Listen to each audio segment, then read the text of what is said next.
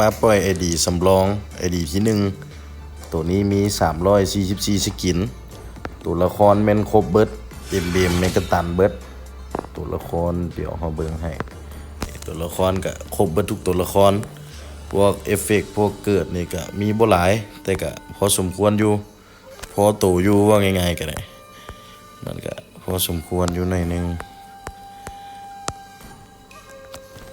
ประมาณนี้สำหรับตัวเอฟเฟกต์แล้วก็ ID นี้พิเศษหน่อยนึงสามารถแลกดีเกนได้ทั้งหมด2ตัวมีเศษอยู่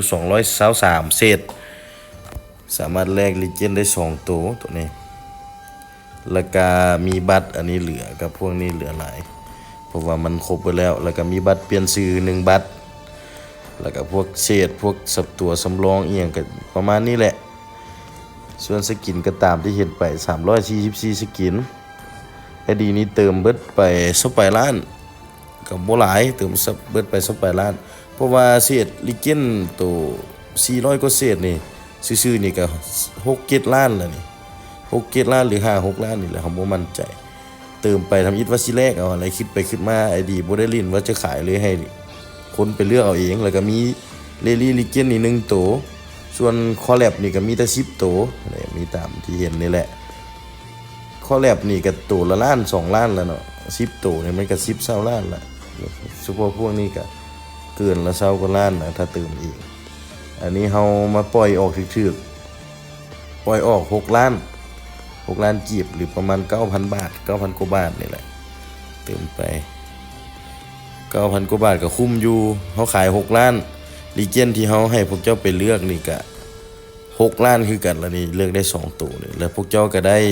สกิน344นี่ฟรีกับ MBM ตันกับตัวละครครบนี่พวกเจ้าก็ซ้ำพวกเจ้าได้ไปฟรีเพราะว่าเฮามีสกินหลาย300กว่าสกินประมาณนี้แล้วสำหรับไผที่ว่าแพงจังซั่นจังซี่หั่นพวกเจ้าลองไปเติมเองเบิ่งว่า6ล้านนี่มันได้ซำนี้บ่ได้300กว่าสกินได้ตัวละครครบบ่ MBM ตันบ่แล้วก็เลือกลีเจนได้ฟรี2ตัวคือเฮาเฮ็ดให้บ่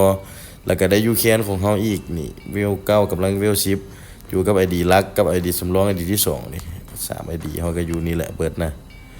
คนก็ออกก็เบิดแล้วแหละเฮาเตะออกอีกบ่แม่นเขาเจ้าออกดอกเขาเจ้าบ่อ่อนสำหรับ ID นี้ก็ตั้งปล่อยออกซื่อๆปะไว้ก็บ่ได้ลิ้นช่วงนี้เฮาไปติดเกมอื่นแทนถ้าใครสนใจก็ติดต่อหาเบอร์ WhatsApp 58492042หรือว่าทักหาเพจเกมหรือว่าเพจอันนั้นก็ได้ถ้าว่าอยากได้ถือก็ไปซื้อน้ำพ่อค้าแม่ค้าหรือว่าลองเติมเองเบิ่งเพราะว่า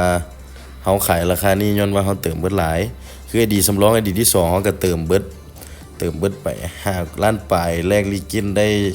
ตัวนึง2ตัวคือกันตัวนั้นถ้าเบิ่งว่ามันสิมีคนเว้าอีกบ่ว่าแพงจังซั่นจังซี่เฮาจึงแนะนำว่าลองเติมเองเบิ่งจังฮู้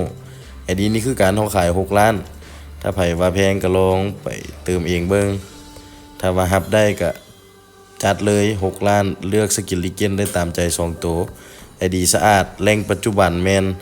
32แรงเทพอีกมื้ออื่นนี่ก็รีแรงแล้วนี่นะไอ้ดีสะอาดเบิดไอ้ดีนะของเฮาเติมผ่านคูด้าช็อป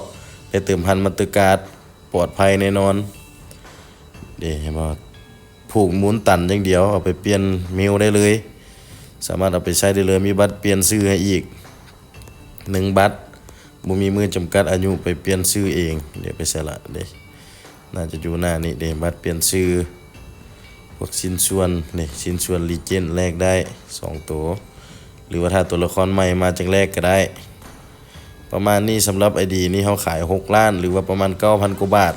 เติมหมดไป20ปลายล้านบางเทื่อก็เกือบ30ละ ID สำรองทั้ง2 ID เฮาส่วนหลายเติมลิ้นเติมหัวซื่อๆบ่ได้ซุ่มเอาตัวละครจริงจังถ้าเฮาซุ่มเอาจริงจังก็อาจจะได้สกินหลายกว่านี้ซ้ำนี้344เฮาก็ว่าหลายแล้วเพราะว่า ID ลักเฮาก็มีแต่700กว่า